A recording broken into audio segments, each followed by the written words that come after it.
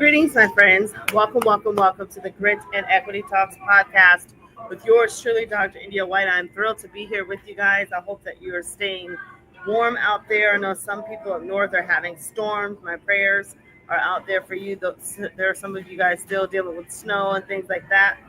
It's not really the case here in Florida. We have a little bit of a breeze, but for the most part, we're kind of like feeling the spring vibe right now.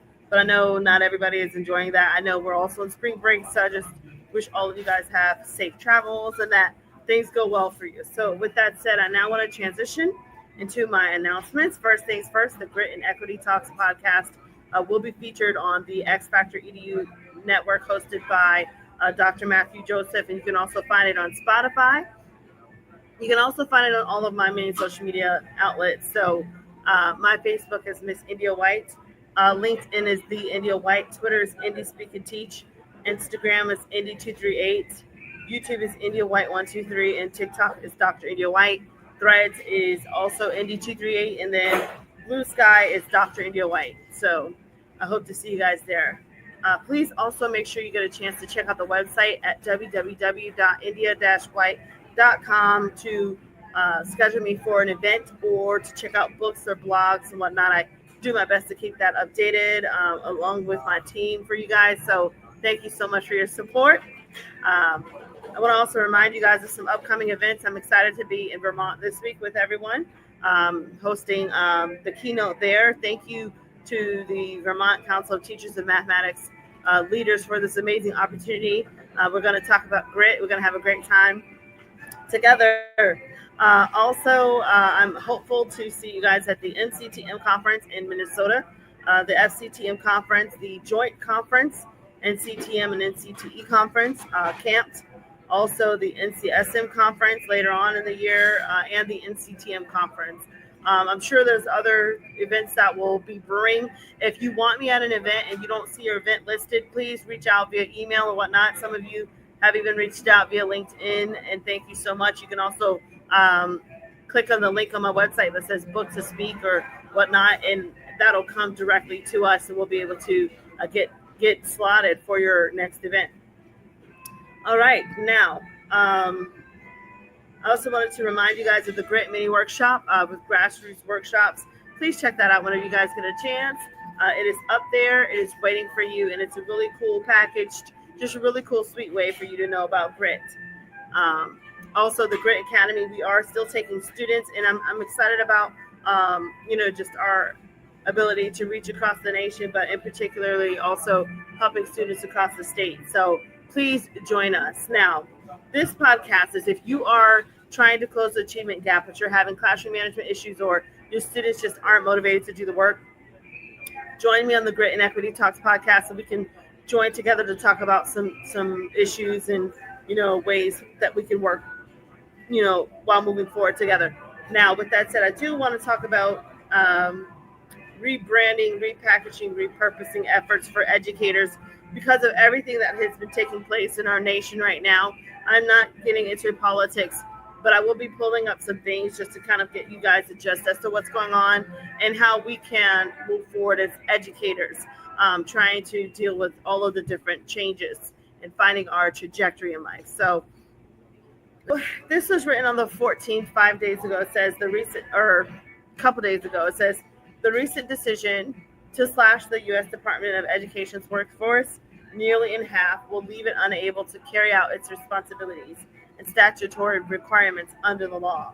So with this taking place, this is why it is imperative for us to work around what's going on and to see how we can rebrand some amazing, talented educators. So it talks about how the recent decision to slash the U.S. Department of Education, it has a direct blow to roughly 50 million public pre-K students across the country and 19 million students enrolled in higher education. So again, this is not just affecting adults. This is indirectly, they say directly, but it also has an indirect effect towards students. And yes, it will affect students too, because they don't have teachers, they don't have leaders, they're kind of struggling as well. So look here. So it says, coined with its final mission, the department has willfully terminated 1,315 personnel with specialized expertise, on top of nearly 600 employees who have resigned since the administration took place.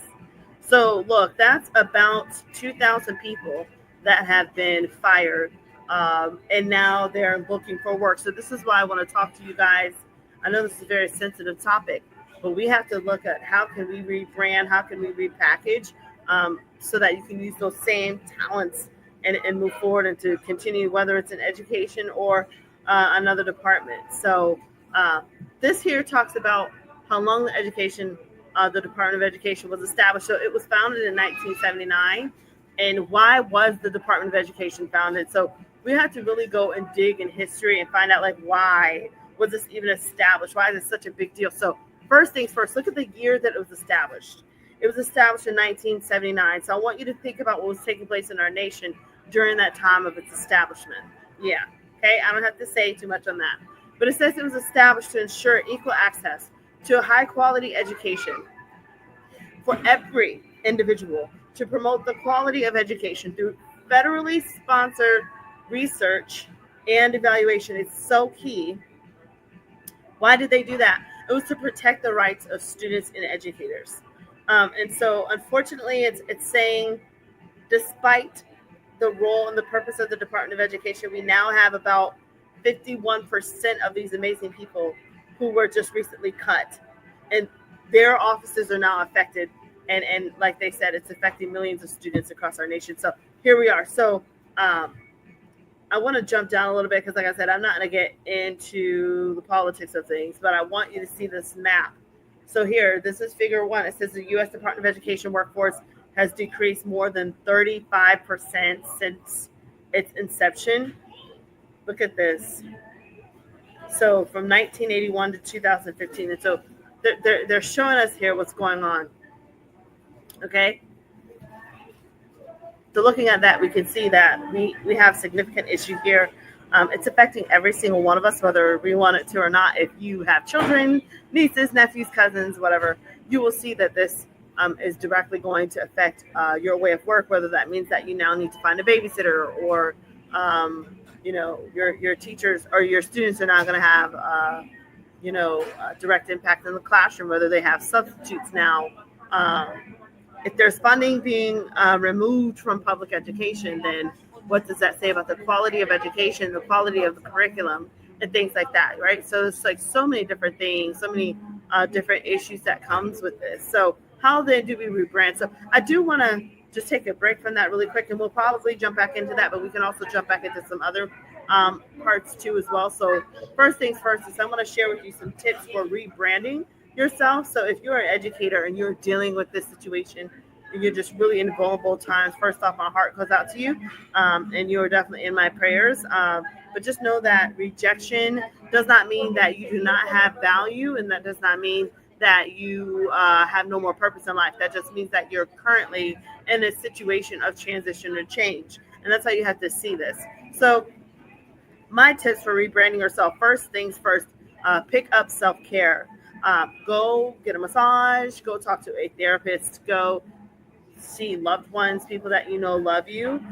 Take a trip to the mall, to the beach, read a book, whatever your outlet is. I hope that you guys have outlets established in this time, as there's so much noise taking place all around us. So we have to definitely make sure we're still taking care of ourselves. Remember, you do not deserve to sit and take wrongdoing, injustices, abuse. That is not why you were created. So don't ever allow anyone to try to convince you, I don't care who they are, that you are worthy of being mistreated, discarded, abused, devalued, debunked, whatever.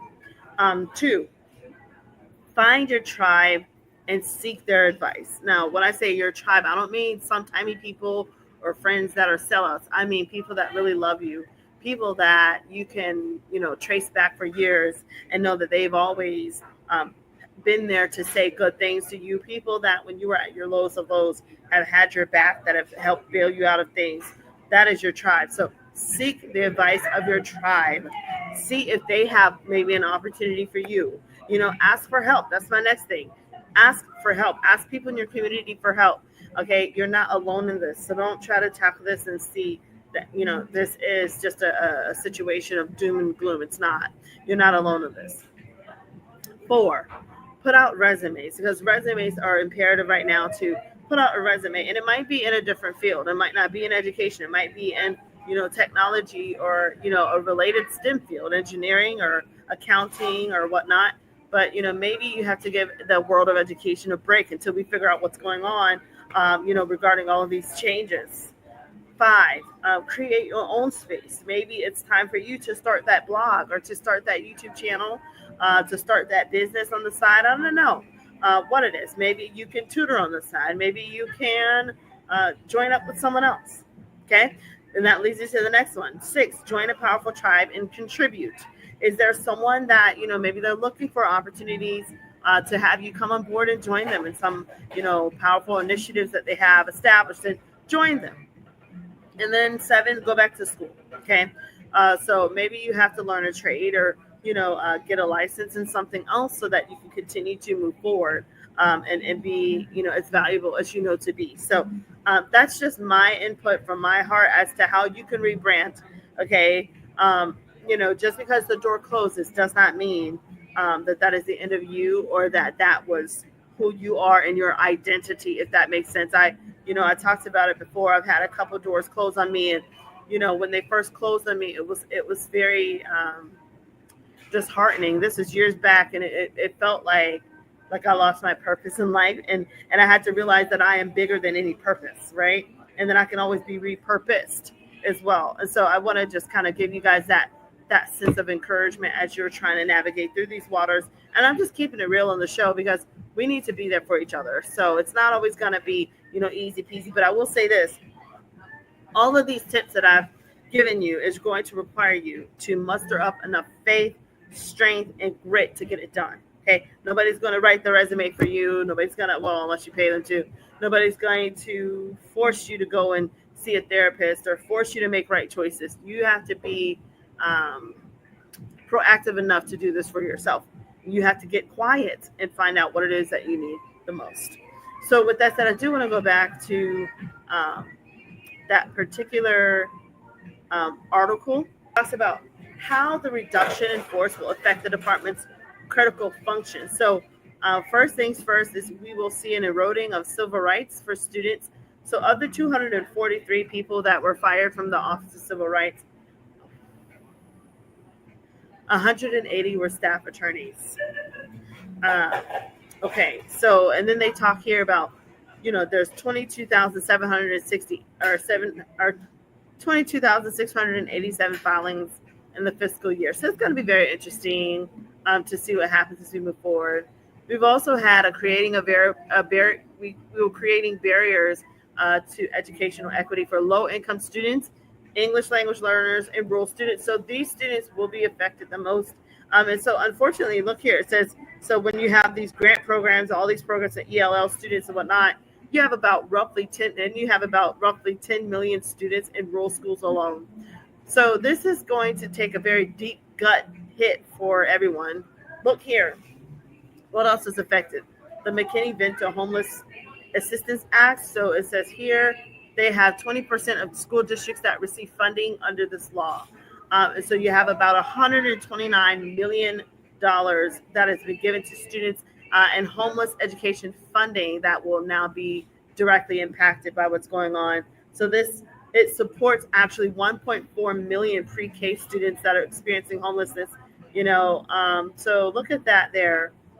So I mean, I can keep going. Look, reducing oversight protections for students with disabilities will also be impacted. So you have about 7 million students with disabilities. So, and they are guaranteed a free and public and appropriate education by the IDEA Act, right? And so now we're seeing that this also will be significantly impacted.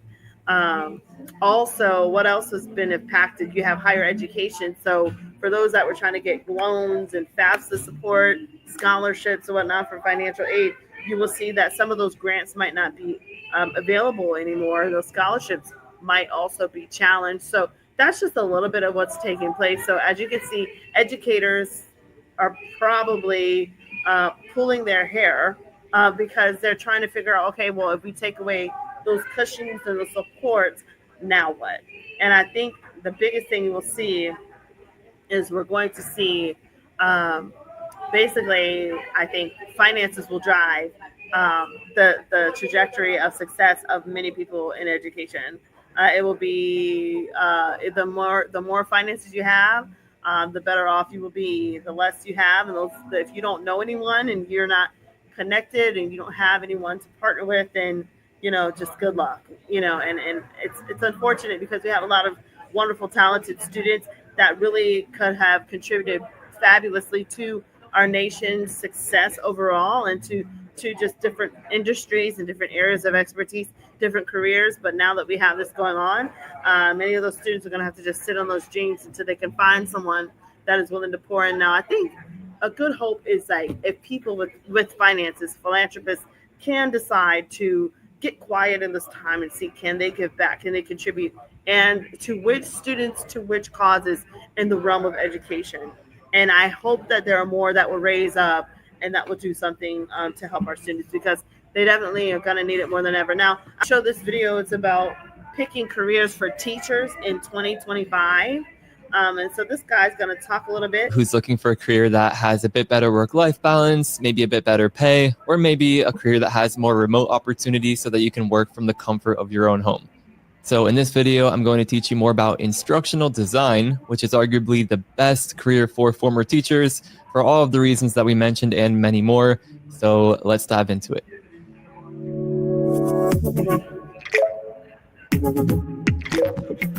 All right. So check him out. So my name is Devlin Peck, and I've been an instructional designer since 2017. I was this close to becoming a teacher out of college, but I found out about instructional design and transitioned into this field as soon as I could. And So this is just an option for teachers. I'm going to fast forward this. So let's see what he says. There are more, so plenty of remote opportunities. So look here.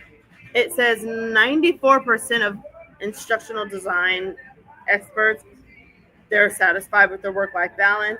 Their average total compensation is $85,000.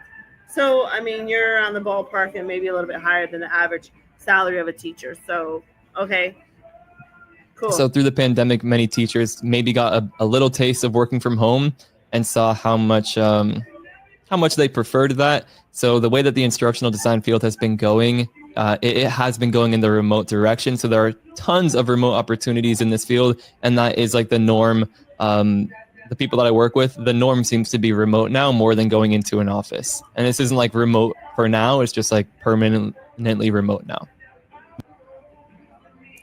All right, let's look here. Let's look and see what else. Back to school, you don't need any like expensive certifications or anything like that. You can do this completely self-taught for free in 6 months. I mean, 6 months is about the average timeline. It could take up to a year. It could take you as little as 2 or 3 months. We'll get into that some more as well. But if you can look at this, I mean, even without knowing what instructional design is yet, like this is why I think teachers are transitioning into instructional design. Technical skills is mostly where that gap will be for you if you are a teacher. You'll need to create your portfolio. So this is where you show off the skills that you have, and it is what sets you apart from other applicants on the market. You can stand out much more with a portfolio website than you can with a resume. And again, I have plenty of content on that, plenty of examples of what good, effective portfolios look like. And then you need to learn how to reframe your experience. And part of this will come along with just immersing yourself in the field and building these new skills. But you're going to use some different language to talk about the things. So I'm going to stop there only because like I think this is fabulous, but you guys can check him out. I just don't want them flagging me for copyright issues. So, thank you, Devlin, for that. That was great. But, now I'm going to transition us back to just talking in general, just about fields. So that was instructional design. So I want this to be just kind of like a session where we think about it as educators. Do I need to stay in the field of education, or is it not for me? I have the doors closed and it's time for me to transition my talents and my expertise elsewhere. So this is why I want to offer this to all of my educators, because I care. And I don't think that it's fair that some people have been shoved to the side without cause or just abruptly. without a plan in action. So I think that we can together talk about some of these things. So I want to now talk about some other careers that I was able to find. All right, so this says 65 best jobs for teachers. Let's keep scrolling down. So it says an online educator. So if you're, still wanting to teach, I mean, here you go. You can be an online educator. This is a wonderful website. This is weareteachers.com / teacher jobs. So you can be a corporate trainer. So if you're wanting to train, the average salary for that is 67,431. You can be a prison educator for those that have a heart for those that are in that predicament. So the average salary for that's 80,000. Private tutor as a private tutor. Let's see here. It says you can get from $35 to $50 an hour, and even more. Excuse me, even more than that. The average salary is about 50,000.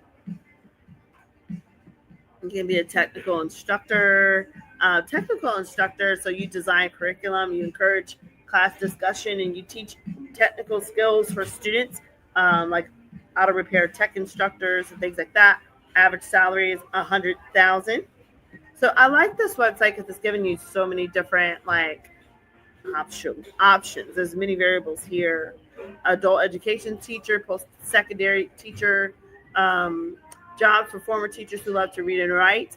You can be a curriculum writer or creator, a freelance writer, so you can look for contributors, and you can just literally just become a copywriter. And so that's 55,000 on average. You can become an editor. Average salary for that 72,000 a year. A user experience designer, so a UX designer. They make a product or service usable, enjoyable, and accessible, which is very nice because teachers are very creative. The average salary for that's 94,000. Okay, and then you can be a librarian. The average salary for that's 50,000. Digital content creator, which I think this is flexible in the amount that they're saying you make with that. That's like 58,000, and it's saying they want people to use SEO to maximize their content's reach. You can find full-time, part-time, or contract work in these areas, right? And you could be a copy editor. Now I want to keep going. STEM jobs outside of education. Educational technology consultant. Okay, you can make around 93,000 a year for that. You're a consultant and you help schools and businesses. You could become a nutritionist.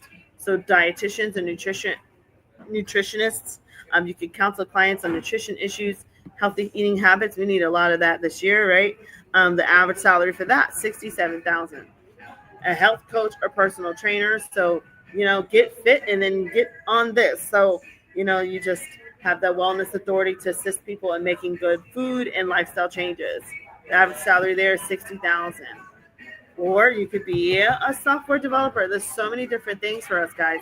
Okay, software developer, if you're good at that kind of stuff, a coding boot camp, you could work on a degree in software development. So, yeah, you might have to go back to school. But look, starting salary is our average salary is about 132,000. Okay, so this is going to keep going on and on and on and showing us our different options as to what we could do when it comes down to rebranding and repackaging ourselves. Like, it's not over just because, we're in a pickle right now, right? Research assistant for, those that love data or love research. Average salary is 52,000 a year. Research assistants. Research studies in academic institutions, medical facilities, or business organizations. Environmental scientists. There's also ed tech specialists. A public health educator. I like that. Okay, so now here's some jobs for humanities and world language teachers. Foreign language interpreter or translator. So that's very interesting. It's not just jobs in schools, but I'm sure businesses could use that support as well, right? You could be an interpreter for the deaf. They make about 70,000 a year on average. Just got to find the right field. You could be an archivist. All right, so you can choose to catalog, preserve, and store important materials. You ensure that history continues to live on. You make about 65,000. Okay. Genealogist. I think that's kind of cool. So you use your research skills to dig into historical records and even DNA to help clients better understand their background. So like you would work for like Ancestry DNA or something like that, or 23andMe, whatever they call that. That's kind of cool. So instructional coach or mentor, homeschool education consultant. I like that. An addiction counselor. They make about 60,000 a year, helping people to, uh, you know, I guess have that support that they need, counseling and treatment, and then being able to have empathy for them, listening to them, helping them with the personalized plan for their lives. And of course, you can also be a career coach. I mean, this goes on and on and on. So again, this is titled weareteachers.com. I mean, literally, guys, there's so many other opportunities for us. So for those that might be feeling a little bit dismayed, just know that, the best is yet to come. The sky is the limit, or not even the limit. There's not really a limit. You can rebrand and repackage it so much. And then they didn't even really talk about YouTube, right? And the power of that. So with that said, I just wanted to just come in here and just share that with you guys. So thanks so much for joining me on the Grit and Equity Talks podcast with yours truly, Dr. India White. Again, if you joined me late, this podcast will be featured on the X Factor EDU network hosted by Dr. Matthew Joseph, and you can find it on Spotify. Okay, you can also find it on my main social media channels, which Facebook is Miss India White, LinkedIn is The India White, Twitter is Indie Speak and Teach, Instagram is Indie238, YouTube is India White 123, TikTok is India White, or Dr. India White. Sorry about that. Threads is Indie238. Blue Sky is, I believe, Dr. India White. So I'm out there. So find me. Let's connect. Also, check out the website, www.india-white.com. For books, blogs, or to schedule me for a speaking or coaching event, I would love to join you guys. And then, of course, watch out for the upcoming events. I'll see you guys soon in Vermont. Also, looking forward to Minnesota. Look forward to seeing you guys at Florida. Looking forward to seeing you guys at the joint conference. I don't know if that's in Atlanta or Chicago. I think it's in Chicago. And then, of course, the Camp Conference in Texas and the NCTM and NCSM conferences in Atlanta. I'm looking forward to seeing all of you guys there. Thank you to everyone that has supported us on the Grit Mini Workshop. We appreciate you. We're in this together. So please continue to spread the word. Please continue to provide your support. Thank you so much. And please continue to send your students my way for tutoring, online tutoring support. I would love to support you guys in that. And also, don't forget the Grit calendars. Grit calendars are available. You can find them on my website. And no matter what, continue to have great resilience and time. And until next time, guys, stay gritty. See ya.